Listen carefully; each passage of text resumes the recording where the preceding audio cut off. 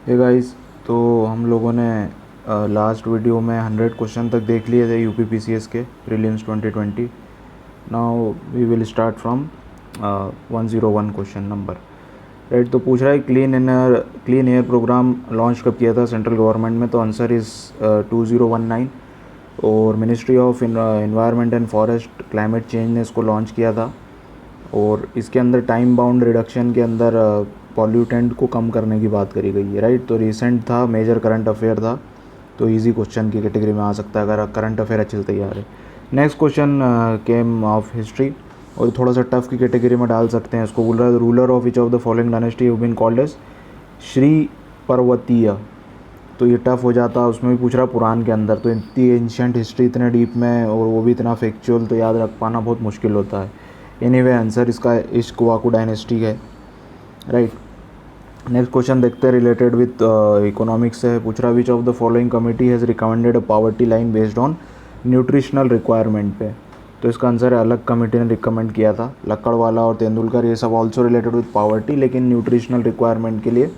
तो एक अच्छा क्वेश्चन था ये। उसके बाद अगेन हिस्ट्री का क्वेश्चन, एक टफ क्वेश्चन बोल सकते हैं इसको, टर्म से रिलेटेड है।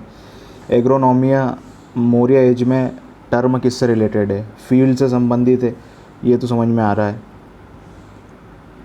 तो फील्ड मतलब क्वेश्चन में ये पूछा है उसने कि the official agronomy during Maurya age was related with which of the following field. Right, तो इसका आंसर है वेट एंड मेजरमेंट। ठीक है, तो ये टफ ही क्वेश्चन होगा क्योंकि टर्म्स वगैरह हिस्ट्री में याद कर पाना थोड़ा सा मुश्किल हो जाता है। अगेन नेक्स्ट क्वेश्चन देखते हैं, विच of the following indicator is not used. तो ये यूपी पीसीएस बड़ा अच्छे क्वेश्चन बनाता है, इसमें नोट कर देता है तो क्वेश्चन ऑटोमेटिकली टफ हो जाता है। तो इसका आंसर है, लेकिन ये जो क्वेश्चन है सिंपल कैटेगरी में, क्योंकि ह्यूमन डेवलपमेंट इंडेक्स कोई भी अगर इकोनॉमिक्स या सोशल इश्यूज़ पढ़ता है, या करंट अफेयर में भी, मेजर करंट अफेयर में आते ही रहता है, तो उसको ह्यूमन डेवलपमेंट के कंपोनेंट पता ही होते हैं। इसका आंसर है सोशल इनइक्वलिटी। ये तीनों कंपोनेंट होते हैं ह्यूमन डेवलपमेंट को मेज़र करने के लिए। इसको याद करने का सिंपल तरीका है, पैदा होता, पढ़ता और कमाता। ठीक है, तो इस हिसाब से आप याद कर सकते हैं सीक्वेंस में, पैदा होता, पढ़ता, कमाता, life expectancy, education and per capita income. तो ह्यूमन डेवलपमेंट मेज़र करने में काम आती है। नेक्स्ट देखते हैं 106 मॉडरेट की कैटेगरी में आ सकता है, क्योंकि जब भी महाजनपद पढ़ते हैं तो दो चार कैपिटल तो याद कर ही लेते हैं। उसमें कुरु फेमस है, एंड कुरु की कैपिटल है Indraprastha, and Indraprastha is also the old name of Delhi. Delhi का पुराना नाम इंद्रप्रस्थ था। ठीक है, तो कुरु इंद्रप्रस्थ से अगर ये पता है आपको तो ऑप्शन एलिमिनेट हो जाते हैं। अल्टीमेटली इसका आंसर 3 है। Matsya is a capital of Viratnagar. ठीक है, विराटनगर फेमस है, आता रहता है हिस्ट्री की बुक्स में। वो कुरु भी फेमस है, तो इन दोनों से 50-50 तक पहुंच सकते थे आप। उसके बाद फिर जो आपको आता है तो आता है, अदरवाइज़ इसलिए मॉडरेट की कैटेगरी में क्वेश्चन है। सूरसेन की मथुरा कैपिटल है और स्मार्क की पोटन है। राइट, नेक्स्ट चलते थे आइडिया ऑफ कल्चरल पॉवर्टी। तो कल्चरल पॉवर्टी का कॉन्सेप्ट दिया था ऑस्कर लेविस ने। कल्चरल पॉवर्टी होता क्या है मैं आपको बता देता हूँ बेसिक एक ब्रीफ में। तो एक poverty is result of people's value और कल्चरल नॉर्म्स की वजह से जो पॉवर्टी राइज होती है उसको कल्चरल पॉवर्टी बोला गया है। कि जैसे आपने देखा होगा बहुत सारी ट्राइब्स के अंदर कल्चर ही ऐसा रहता है कि वो लोग जॉब करना पसंद नहीं करते हैं, सर्विस करना पसंद नहीं करते हैं, तो उनकी गरीबी का कारण ही उनके कल्चर और उनके सोशल वैल्यू नॉर्म्स हैं। तो इसको कल्चरल पॉवर्टी बोलते हैं। ऑस्कर लेविस ने इसको कॉन्सेप्ट दिया था। तो ये थोड़ा फैक्चुअल क्वेश्चन था। राइट, आगे चलते हैं 108 क्वेश्चन। 101 बड़ा इंटरेस्टिंग क्वेश्चन था, इसको मॉडरेट की कैटेगरी में डाल सकते हैं। और लैंग्वेज का गेम था इसमें। बेसिकली बोल रहा है सर्चन we have much more information about Chola than their predecessors. ठीक है, the Chola ruler adopted the practice of having inscription written on the wall of the temple giving a historical narrative. तो इससे ये तो पता चल गया कि रीजनिंग विल सपोर्ट असर्शन। अगर आपको थोड़ा भी बेसिक नॉलेज है साउथ इंडिया की हिस्ट्री के बारे में तो रीज़न से ये पता चल रहा है कि असर्शन के सपोर्ट में। तो अल्टीमेटली अगर थोड़ा भी आप सोचें तो आंसर ऑटोमेटिक निकल करके ए आ जाता है। ठीक है, क्योंकि आर तो सही है ही है और आर के गलत होने की चांस ख़त्म हो गए, तो सी ऑप्शन कट गया और बी भी कट गया। ठीक है, और ए भी सही लग रहा है ऑलमोस्ट, तो आंसर ऑटोमेटिकली ए और डी में से ए ज़्यादा आपको सही प्रेफर करता। तो ये इजीली डुएबल क्वेश्चन था थोड़े से लॉजिक की वजह से। तो 108 का आंसर है ए। नेक्स्ट देखते हैं हम लोग। नेक्स्ट क्वेश्चन थोड़ा सा पोस्ट इंडिपेंडेंस का था और इसको टफ में बोला जा सकता है। पूछ रहा है mid 80s decade of 20th century, मतलब कि 1975 से 80 के बीच की कंडीशन के बारे में पूछ रहा है। The negative aspect of development were discussed at large, which one of the following was not such important, ये पूछ रहा है। तो इसका आंसर है पॉलिटिक्स एंड डेवलपमेंट। ठीक है, तो ये थोड़ा सा ट्रिकी क्वेश्चन या लॉजिकल या थोड़ा सा पोस्ट इंडिपेंडेंस हिस्ट्री अगर आपने पढ़ी है तो कर सकते थे। और इस टाइम पे मोरारजी देसाई थे prime minister, and then after Chaudhary Charan Singh, right. तो थोड़ा सा out of the way question इसको बोल सकते हैं, लेकिन डूएबल था ये। नेक्स्ट क्वेश्चन देखते हैं। नेक्स्ट क्वेश्चन सिंपल है, भीमबेटका केव। आप एनसीईआरटी खोलोगे फर्स्ट पार्ट और आर्ट एंड कल्चर वाली, तो उसमें पहले दूसरे पेज पे दिया रहता है भीमबेटका केव्स के बारे में। जो फेमस हेरिटेज साइट है मध्य प्रदेश के अंदर नियर भोपाल। ठीक है, तो आंसर है इसका वीएस वाकनकर, विष्णु श्रीधर वाकनकर। तो फेमस क्वेश्चन है ये, इजी कैटेगरी में आएगा ये, इसमें कोई दिक्कत नहीं है। आर्ट एंड कल्चर का सिंपल क्वेश्चन था। नाउ 111 क्वेश्चन जो है सिंपल यूपी के जीके से पूछ रहा है कितनी स्मार्ट सिटीज़ हैं, तो 10 स्मार्ट सिटीज़ हैं। तो ये यूपी का जीके करंट अफेयर से थोड़ा सा लिंक हो करके।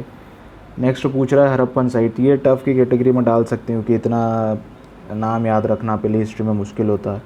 तो इसका आंसर सिंपल सी डी है। आपको पता है तो पता है, अदरवाइज़ कुछ नहीं कर सकते। 113 क्वेश्चन देखते हैं हम लोग। पूछ रहा सस्टेनेबल, ये सिंपल क्वेश्चन था। Sustainable development was started after submitting a report on environment to the United Nations and the report was called as our common future। ये भी एनसीईआरटी ज्योग्राफी की एनसीईआरटी 7th या एनसीईआरटी की box जो दिए रहते हैं साइड में, उनमें कहीं ना कहीं दिया हुआ रिपोर्ट का फेमस नाम है आवर कॉमन फ्यूचर। तो इसके लिए भी कुछ नहीं कर सकते, जो पता है आपको तो पता है। उसके बाद अगला 114 क्वेश्चन इंपॉर्टेंट है। पूछ रहा है sun temple of Multan. Multan के बारे में बता देता हूँ आपको। Multan is a present day में location located in the Punjab of Pakistan. Pakistan के पंजाब में ये लोकेटेड है और लाहौर के पास है। ठीक है, तो Multan is famous in ancient history, medieval history, और मेडाइवल हिस्ट्री में तो बहुत ज़्यादा इंपॉर्टेंट है। तो वो पूछ रहा है sun temple of Multan is mention by Hussain, Abu Ziyad, Al Masudi and Al Biruni. तीनों ट्रेवलर थे, तो बिल्कुल सही है, ये बिल्कुल मेंशन किया गया है। वो पिलग्रिमेज ऑफ सांबापुर, अब सांबापुर उड़ीसा में है। ठीक है, was associated with sun worship, तो सन टेम्पल है उड़ीसा में, तो इसका आंसर बोथ है, राइट। तो both is the correct answer. Tough category का क्वेश्चन था ये, इतना फैक्चुअल किसी को पता नहीं होता इतना अंदर जा करके। ठीक है, 115 देखते हैं। Atal innovation is a flag mission, simple question था, नीति आयोग इसका आंसर है। बहुत सिंपल क्वेश्चन है। अटल इनोवेशन, अटल टिंकरिंग लैब वगैरह बना रहे हैं स्कूल्स के अंदर, टेक्नोलॉजी प्रमोट कर रहे हैं, रिसर्च प्रमोट कर रहे हैं स्कूल के अंदर। तो सिंपल क्वेश्चन था, कुछ नहीं कर सकते। अगला क्वेश्चन पूछ रहा है ILO समिट में किसने रिप्रेजेंट किया था बाय इंडियन गवर्नमेंट्स, तो VP वाडिया इसका आंसर है। ये भी थोड़ा सा फैक्चुअल और पोस्ट इंडिपेंडेंस नहीं, पोस्ट इंडिपेंडेंस का नहीं आएगा। बाकी सिंपल क्वेश्चन, सिंपल क्या फैक्चुअल क्वेश्चन था, अगर आपको पता है तो पता है। अब 117 थोड़ा सा ट्रिकी क्वेश्चन है, इसमें आप एलिमिनेशन से आ सकते थे। पूछ रहा है साइलेंट स्प्रिंग बुक किसने लिखी थी 1962 में, तो कार्ल मार्क्स की तो फेमस बुक है, एक दास कैपिटल आती है, एक कम्युनिस्ट मैनिफेस्टो आती है। तो कार्ल मार्क्स ऐसी फेमस है, तो इकोनॉमी और जो अपना सोसाइटी में आ ही जाता है, एक जब भी पढ़ते हैं तो उसकी बुक फेमस आ ही जाती है। लेकिन साइलेंट स्प्रिंग अगर होती कार्ल मार्क्स की तो पता होती है आपको, तो कार्ल मार्क्स के चांस कम हो जाते हैं कि इसने बुक लिखी होगी। और राजा गोपालन अपने इंडिया के थे, तो इनके भी चांस कम हो जाते हैं। तो बचता है 50-50 में, आप इजीली अराइव आ सकते थे इस पे आंसर पे थोड़ी सी गेसिंग से। और किस्मत से आंसर इसका ये दोनों में से है भी नहीं, इसका आंसर है अल्टीमेटली रेचल कार्सन। ठीक है, तो Rachel Carson is the correct answer. आगे चलते हैं 118, अच्छा क्वेश्चन था ये। पूछ रहा है first Carnatic war treaty of Aix la Chapelle की वजह से एंड हुआ था, तो बिल्कुल सही है। और इंग्लिश गॉट बैक मद्रास, तो बिल्कुल सही है ये। Duplex from the French governor और आयरकूट फ्रॉम इंग्लिश गवर्नर, इनके बीच में फ्रेंच और इंग्लिश फोर्सेस के बीच में सुप्रीमेसी का वॉर था ये। तो फर्स्ट वॉर एंडेड विथ एक्स/एपेल, बिल्कुल सही है। 3 कार्नेटिक वॉर हुए थे, थोड़ा बैकग्राउंड देख लेते हैं। तो first is ended with Aix la Chapelle treaty, second is ended with Pondicherry treaty, and third is ended with Paris treaty, right. Second is इसकी वजह से हुआ था, और थर्ड 3 पूरे कार्नेटिक वॉर हुए थे। तो second is concluded with the treaty of Pondicherry, third is concluded with treaty of Paris. तो इसका आंसर बोथ है, ठीक है। आगे देखते हैं। Which one among the following is not covered under the integrated child development scheme. तो सिंपल, अगर आपको मेजर स्कीम है, ये चलती रहती है न्यूज़ में, अगर आपको इसके बारे में थोड़ा सा भी पता है तो आप बता दोगे कि इम्यूनाइजेशन भी इसका कंपोनेंट है, न्यूट्रिशनल रिक्वायरमेंट भी इसका कंपोनेंट है, और हेल्थ एंड एजुकेशन है, तो सिमिलर ही पॉइंट होगा। तो family is not covered under this, right. 120 question देखते हैं, थोड़ा सा टफ कैटेगरी में डाल सकते हैं इसको, क्योंकि इतना ईयर और फैक्ट तो याद रख पाना, और वैसे ही अनकन्वेंशनल क्वेश्चन है। तो इसका आंसर है D, right.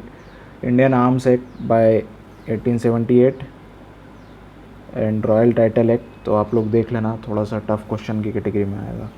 Now 121 is simple, अगर आपने एंशिएंट हिस्ट्री को समझा है, समझने वाला क्वेश्चन था, बेसिकली अंडरस्टैंडिंग बेस्ड क्वेश्चन था।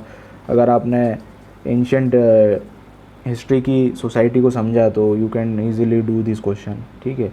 तो इसका आंसर है D. Indus valley civilisation urban थी, बिल्कुल अर्बन सिविलाइजेशन, फर्स्ट अर्बनाइजेशन बोलते हैं इसको।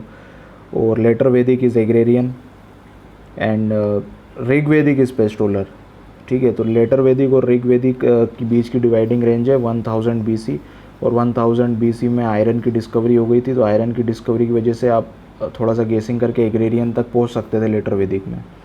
और मेडाइवल पीरियड तो सबको पता होता है, लैंडलॉर्डिज्म, तो इजी कैटेगरी का क्वेश्चन था ये, एलिमिनेशन से इजीली डुएबल था। उसके बाद 122 में पूछ रहा है सिक्किम किसके टाइम पे मर्ज हुआ था या किसने करवाया था। तो लॉर्ड डलहौसी इसका आंसर है, राइट, फैक्चुअल क्वेश्चन था। और 123 देख लेते हैं, Kanpur and Lucknow you come million city census in the year. तो ये आपका यूपी जीके का क्वेश्चन है, तो पता है तो पता है, अदरवाइज जीके से इसका रिलेशन कम है। Now 124 is very interesting question, पूछ रहा है कि सेकंड राउंड टेबल कॉन्फ्रेंस में किसने पार्टिसिपेट नहीं किया था। तो अगर आपने फ़ोटो देखी हो इसकी कभी राउंड टेबल कॉन्फ्रेंस में गांधी जी के पार्टिसिपेट करते हुए, तो उनके पास में ही मदन मोहन मालवीय बैठे रहते हैं। तो मदन मोहन मालवीय तो एलिमिनेट हो जाएगा, ठीक है। और गांधी जी ने तो एक ही करी थी, तो ये तो हो ही नहीं सकता, मतलब ये तो आंसर होगा ही नहीं होगा। और सरोजनी नायडू भी, अगर आपने हिस्ट्री थोड़ी सी डीप में पढ़ी हो तो फेमस है, इन्होंने वुमेंस का रिप्रेजेंटेशन किया था, ठीक है, कांग्रेस की तरफ से। तो वुमेन का सरोजनी नायडू भी आंसर खत्म हो गया। तो ultimately D is the correct answer. Doctor Rajendra Prasad ने नहीं पार्टिसिपेट किया था। और थोड़े से मेंबर देख लेते जिन्होंने पार्टिसिपेट किया था, उसमें एक GD बिरला थे, ठीक है, मोहम्मद इकबाल थे, और SK दत्त नाम के एक पर्सन थे, और सर सैयद अली इमाम नाम के भी एक पर्सन थे। तो आप ये थोड़ा सा वैल्यू एडिशन देख सकते हो। आगे चलते हैं 125 थोड़ा सा टफ होगा, ये सोसाइटी से रिलेटेड है, एंशियंट इंडिया की, ठीक है। तो जजमानी का answer by the way B है। तो jajmani system was prevalent in north India, ठीक है। Barabaluti is related with Maharashtra से था, and Mirasi is related with Karnataka, और added is related with Tamil Nadu. तो ये थोड़ा सा टफ होगा, इस सोसाइटी के सोशल सिस्टम थे, जैसे Barabaluti is a servant system in Maharashtra, ठीक है, एंशियंट, और फ्यूडलिज़म के सिस्टम थे सारे। जजमानी आपको पता है कास्ट हिरार्कियल सिस्टम था सोसाइटी के अंदर। तो ये सारा है। 126 इज़ ईजी क्वेश्चन, अगर आपने प्रीवियस ईयर के क्वेश्चन सॉल्व कर रहे हैं UP PCS के, तो ये सारे उससे इजीली डुएबल था। तो story of my deportation book is written by Lala Lajpat Rai. Gita Rahasya is famous, सबको पता होता है, बाल गंगाधर तिलक जेल में लिखी थी। और the nation in making is Surendra Nath Banerjee, and D का इज़ 2। तो इसका आंसर अल्टीमेटली हो जाएगा A, ठीक है। India wins freedom is Maulana Abul Kalam Azad. तो 1947 में पोस्ट इंडिपेंडेंस के टाइम पे इन्होंने लिखी थी, फर्स्ट एजुकेशन मिनिस्टर भी बने थे, ठीक है। मार्जिनल मैन का कॉन्सेप्ट देख लेते हैं, एक सोशियोलॉजी का कॉन्सेप्ट है, इसका आंसर रॉबर्ट A पार्क है, इन्होंने कॉन्सेप्ट दिया था। तो इसका कॉन्सेप्ट होता है, एज द नेम सजेस्ट, कोई पर्सन रहता है वो बहुत कम सोशलाइज़ करता है, और जहाँ पे भी उसने अपनी लाइफ में सोशलाइज़ किया रहता है वो वहाँ पे भी अपने आप को मार्जिनल फील करता है। तो पहले ही तो कम पार्टिसिपेशन रहता है उस पर्सन का, और अपने आप को भी उस कम पार्टिसिपेशन में भी कम, मतलब अपने आप को मार्जिनली समझता है। तो ये कॉन्सेप्ट दिया हुआ था, ठीक है। नेक्स्ट क्वेश्चन देखते हैं 128। तो दिंदुगल में आर्मरी किसने इस्टेब्लिश करी थी? तो ये फेमस फैक्चुअल क्वेश्चन है। टीपू सुल्तान के प्रीकर्सर थे हैदर अली, उन्होंने इस्टेब्लिश करी थी, राइट। अगला क्वेश्चन देखते हैं। पूछ रहा है which of the following is not a major cause of wild life extension. तो सिंपल क्वेश्चन था, आप इजीली इसको लैंग्वेज का क्वेश्चन था और हल्की सी अंडरस्टैंडिंग लगा के आप आंसर लगा सकते थे कि fast pace of population growth, इससे ज़्यादा फ़र्क नहीं पड़ रहा है। लेकिन अगर आप ऑप्शन देखते तो उससे इजीली पता चल जाता कि ये सबसे तो फ़र्क पड़ ही रहा है, ठीक है। तो ऐसे क्वेश्चन को सॉल्व किया जा सकता है जीएस के। 130 क्वेश्चन देखते हैं। असर्शन और रीजनिंग का है, तो इजी क्वेश्चन था, लैंग्वेज का क्वेश्चन था। असर्शन में बोल रहा है British government introduce different land revenue system in different part of India, ठीक है, बिल्कुल किया था, महलवारी, रॉयतवारी और परमानेंट सेटलमेंट। तो उसकी वजह से क्या हुआ, lead the different classes in Indian peasantry, बिल्कुल ज़मींदार की एक अलग ही क्लास राइज कर गई थी, रिच पीजेंट की एक अलग क्लास राइज कर गई थी। तो दोनों अपने आप में सप्लीमेंट्री स्टेटमेंट्स हैं, तो both are correct as well as R is the correct explanation of A. Simple question था, बिल्कुल लैंग्वेज का क्वेश्चन था, कुछ भी नहीं करना था। अगला करंट अफेयर का क्वेश्चन है। तो रेलवे म्यूज़ियम हुबली में बनाया है, तो ये करंट अफेयर है, मेजर आपको पता है तो पता है, अदरवाइज़ कुछ नहीं कर सकते। 132 अगेन थोड़ा सा टफ क्वेश्चन में कैटेगरी में डालेंगे इसको, लेकिन इजीली एलिमिनेशन से हो सकता था, मॉडरेट में डाल सकते हैं इसको। इसका आंसर डी है। और इसमें किताब हुलिन सबको पता रहता है और पृथ्वीराज रासो सबको पता रहता है। Prithviraj Raso is a poem written by Chand Bardai. चांद बरदई ने इन्होंने लिखी थी पोएम है ये, और पृथ्वीराज चौहान से रिलेटेड है। वो पृथ्वीराज रासो आपको पता होगा कि बैटल ऑफ तराइन 1191 और 1192, तो यहाँ से आप लिंक कर सकते थे कि इस टाइम पीरियड की बात है पृथ्वीराज चौहान की, और गोहरी आया था इनके टाइम पे, राइट, गोहरी के टाइम की बात है। और किताब उल टाइम बात है 1050 की, और ये टाइम है महमूद ऑफ गज़नी की, राइट। गज़नी के साथ में अल-बिरूनी आए थे। अल-बिरूनी इज़ अ पॉलीमैथ, बहुत ज़्यादा इनको नॉलेज था, बहुत ज़्यादा ही ज्ञान था, और इन्होंने किताब लिखी थी इंडिया के ऊपर। तो 3-2 से ये एलिमिनेट ईजिली हो जाता और आंसर अल्टीमेटली डी निकलता, राइट, अगर 3 और 2 भी आपको पता है तो ईजिली डूएबल क्वेश्चन था, इसका आंसर डी है। लेकिन ऑप्शन थोड़े से उसमें लॉजिकली अरेंज किए थे, तो मॉडरेट और टफ के बीच में इसको डाल सकते हैं। अगला क्वेश्चन अगेन मैं आपको थोड़ा सा एक लॉजिक से सॉल्व करके बताता हूँ इसको। पूछ रहा है कि first Arab nation to launch Mars mission. अब मार्स मिशन सब पता है, सब मार्स पे एक्सपेडिशन कर रहे हैं, इंडिया भी जा रहा है, मंगल मिशन ये सब। तो इसमें अगर आप ऑप्शन देखते तो आपको पता चल जाता कुवैत और कतर। तो कुवैत में ऐसी लड़ाई वड़ाई चलती रहती है, और कतर, ये दोनों गरीब देश हैं, तो इनकी तो औकात के बाहर था मार्स मिशन। बचते ये दोनों सऊदी अरेबिया और यूनाइटेड अरब एमिरेट्स। उसमें भी United Arab Emirates Saudi Arabia से थोड़ा एडवांस है और पीसफुल है और प्रॉस्परस है, तो इसका आंसर भी यही है, यूएई है आंसर इसका, राइट। तो इस हिसाब से भी आप सोच के थोड़ी सी लॉजिकल गेसिंग से अगर आंसर नहीं पता है तो आप पहुंच सकते हो इस तरीके से भी, राइट। अगला देखते हैं। तो पूछ रहा है Golconda when Aurangzeb seize the fort of Golconda, तो रूलर कौन था उसका? तो आंसर है इसका Abul Hasan Qutub Shah, A is the correct answer. Aurangzeb, ठीक है, कॉन्क्वेस्ट कर रहा था काफ़ी सारे। अगला question again major current affair का। इंटरनेट किसने बैन किया था जुलाई 2020 में? Free internet for social media, तो Bangladesh is the correct answer इसका, ठीक है। अगेन 136 जनरल क्वेश्चन था, इजी कैटेगरी में डाल सकते हैं या मॉडरेट की कैटेगरी में। अगर आप थोड़ा सा लॉजिक लगाओ तो आपको आंसर निकल के आ जाएगा। आंसर इसका बोथ है, क्योंकि अकबर के बारे में अगर आपने पढ़ा तो अकबर के बारे में आपको पता होगा कि बहुत ज़्यादा प्रोग्रेसिव था, ये अपने समय से आगे था और बहुत ज़्यादा एडवांस था और लिबरल था। सबसे बड़ी बात, liberal is the keyword for Akbar. तो इसका आंसर बोथ है। अकबर ने फिक्स भी करी थी मैरिज की एज और फ्रीडम भी दिया था वुमेंस को, ठीक है। आगे देखते हैं 137 is again related with current affair. तो इसका आंसर है 137 का आंसर है ए ओनली, राइट। थीम गलत दी हुई है। 138 देख लेते हैं, 138 का आंसर है बी। तो 138 मैं टफ में डालूंगा, लेकिन वाकनवीज अगर आपने हिस्ट्री पढ़ी है तो वाकनवीज इज़ रिलेटेड विथ मराठा के टाइम पे जो अष्टदिग्गजाज बनाए थे शिवाजी ने, उसमें से एक वाकनवीज था, और वाकनवीज का काम होता था करस्पॉन्डेंस को मेंटेन करना।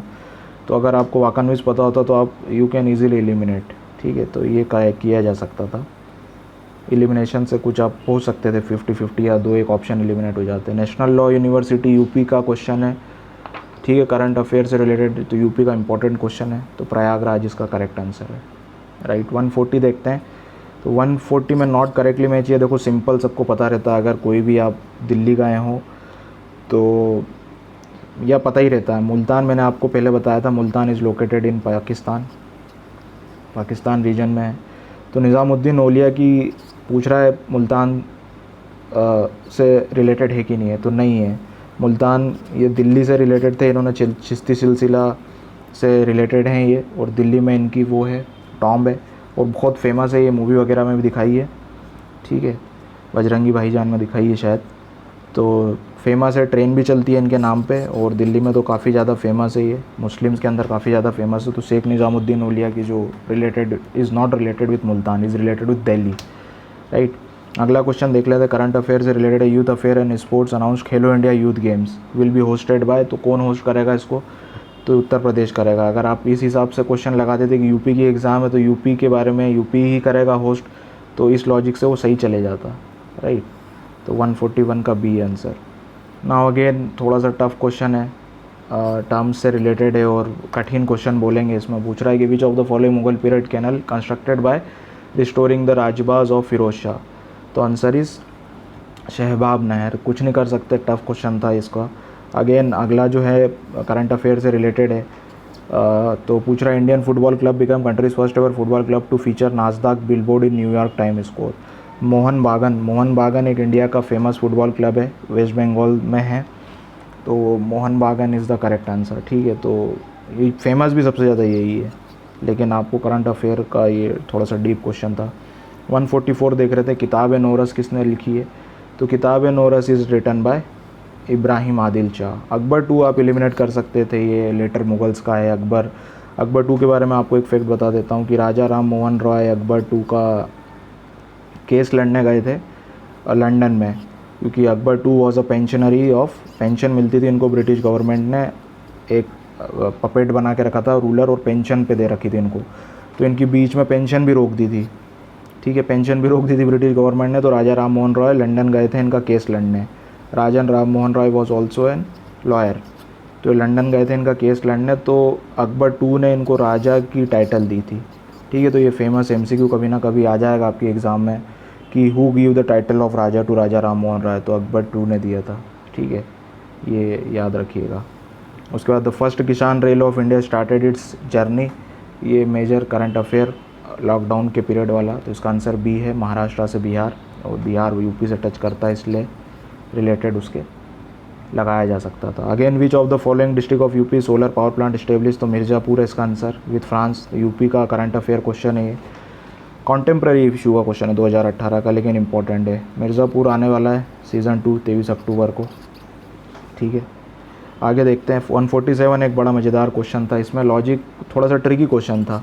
यूपी PCS ऐसा दिमाग लगा के क्वेश्चन बना रहा है। देखो अगर आपने एक आध साल का करंट अफेयर फॉलो किया तो मेजर आपको पता होगा कि बियारिट्ज़ में G7 की समिट हुई थी, ओसाका जापान में G20 की हुई थी, और ईस्ट एशिया समिट 2019 की बैंकॉक में हुई थी। लेकिन 2020 की जो ईस्ट एशिया समिट हो रही थी, इसके होने पे डिबेट चल रहा था, क्योंकि पेंडेमिक फैला हुआ तो कहाँ पे कराया जाए, तो इसको ऑनलाइन कराया था, ठीक है। जो ऑप्शन में दे रखा है सिंगापुर, वो आपको कंफ्यूज करने के लिए दे रखा है, तो इसका ऑनलाइन हुई थी, ये ई कॉन्फ्रेंस के थ्रू हुई थी, वो सिंगापुर कहीं पे नहीं हुई थी, बस इसे ही आपको घुमाने के लिए दे रखा है। तो थोड़ा सा आप लॉजिकली सोच करके इसको कर सकते थे, राइट। अब पूछ रहा how many Ramsar site were added to Uttar Pradesh in January, तो ये again major current affair question है, 6 है।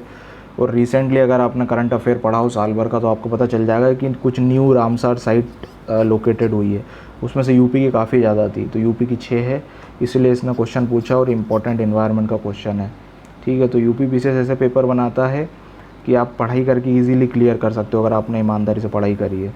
ये यूपी PCS की बड़ी अच्छी बात है, वेग क्वेश्चन कम होते हैं यूपी PCS के अंदर, पढ़ाई वाले क्वेश्चन ज़्यादा होते हैं, ठीक है। तो ये काफ़ी अच्छी बात है। 149 देखते हैं, इसका आंसर है ई लोक अदालत किसने स्टार्ट करी, छत्तीसगढ़ ने। छत्तीसगढ़ ऐसे बैकवर्ड है, लेकिन ई लोक अदालत इसने कर दी, ठीक है। अगला question is again major social issues का क्वेश्चन था, पूछ रहा है ट्राइब्स अंडमान की कौन कौन सी नहीं है, तो ओंजे और चैंपियन तो यू कैन इजीली एलिमिनेट, तो 50-50 पे आप पहुंच जाते हैं A और B में से, क्योंकि ओजो और शैम्पेन तो सबको पता होता है कि ये ट्राइब्स है अंडमान की, तो रेंगमा और हल्चू में से ऑप्शन निकलता, तो Rengma is the correct answer. Rengma is not the native Andaman and Nicobar island tribe, right, north east की है शायद। ठीक है, तो that's it guys, thank you for watching, please subscribe, like and share. पूरे हमने 3 पार्ट में पूरे 150 क्वेश्चन कंप्लीट डिस्कस कर लिए with value addition and analysis के साथ। So thank you very much.